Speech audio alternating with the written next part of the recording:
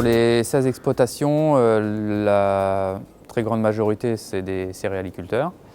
Les 2/3, 10-11 exploitations sont en agriculture biologique, les autres sont en agriculture conventionnelle. On est une CUMA assez jeune, là. On a eu pas mal de renouvellement de génération. Les jeunes qui ont succédé à leurs parents sont assez investis. La CUMA a une diversité assez importante de matériel puisqu'il y a 5-6 fermes qui n'ont que du matériel en CUMA quasiment. Donc on essaye d'avoir une panoplie du semis avec des types de semoirs différents, céréales ou alors monograines. Du matériel de travail du sol, à dents, à disque, à soc, pour aller profond, plus en superficie. On a des matériels de traction, tracteurs, moissonneuses. On a du travail de nettoyage, plus spécifique bio du coup, RC-trille, bineuse et cimeuse.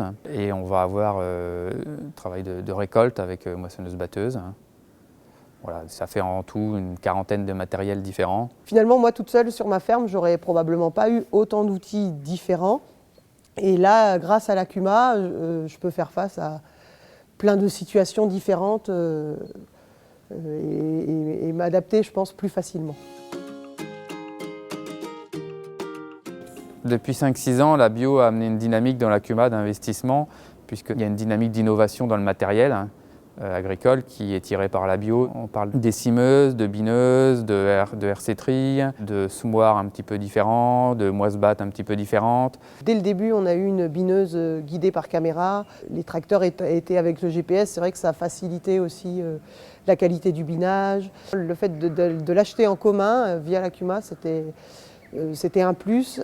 Et aussi parce que la CUMA a pu bénéficier des PCAE, des aides de l'État, qui permet une réduction du coût à l'achat de ces matériels. Et puis il y a eu aussi des conversions. On était peut-être que 5-6 fermes dans la CUMA en bio il y a 5-6 ans. Aujourd'hui, on est 10-11.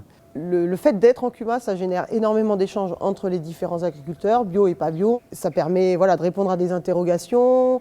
On voit aussi du matériel fonctionner dans les champs, comme une bineuse, une essimeuse. Et puis on voit les résultats aussi, ça peut lever des freins, des craintes. Du coup, ça amène une dynamique qui est un petit peu différente du renouvellement classique qu'on pouvait connaître avant.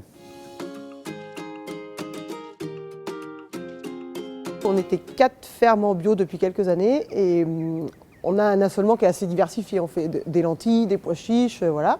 Et les voisins commençaient à nous demander si on leur vendrait pas des lentilles. Donc on l'a fait de manière, on va dire, un petit peu artisanale au début, en triant de lentilles à la main, etc. Et chacun un peu de son côté.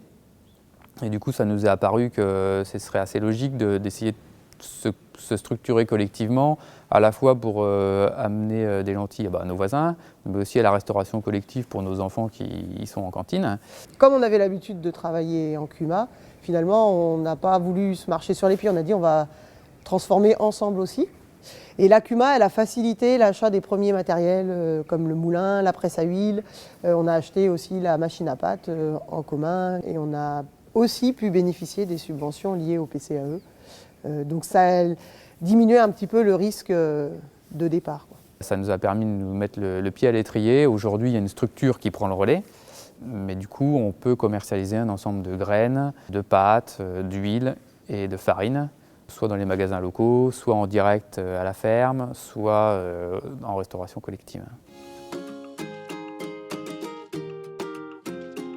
Ce qui fait que la CUMA fonctionne bien, c'est l'historique. On continue un historique de ce qui se faisait par les générations précédentes. Quand moi j'ai voulu m'installer, on avait une génération de dirigeants de la CUMA qui partaient à la retraite, donc qui cherchaient des successeurs.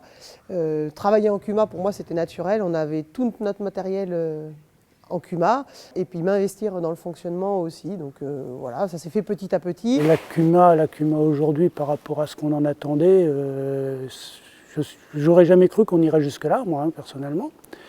Mais j'en suis très satisfait, je suis très content que ça continue. Je pense que c'est rentable à tous les coups. Les grands intérêts de la CUMA que je vois, moi, c'est d'avoir du matériel performant, récent, qui permettent de faire des travaux assez rapidement sur sa ferme, de qualité et